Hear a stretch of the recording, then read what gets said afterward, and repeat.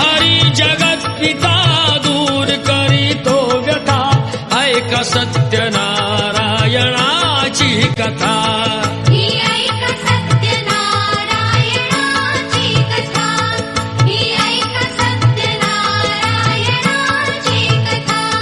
मुकुराजा होता महाथोर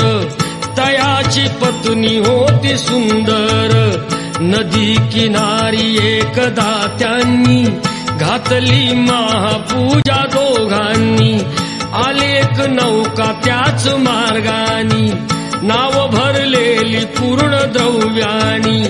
होती व्यापारी साधू बाण्याची रीत पाहण्यास आला पूजनाची उल्कामुख त्यास बोले ऐकावे व्रत नारायणाचे आचरावे मनोइच्छित फळ मागावे चरणी श्री हरीच्या लागावे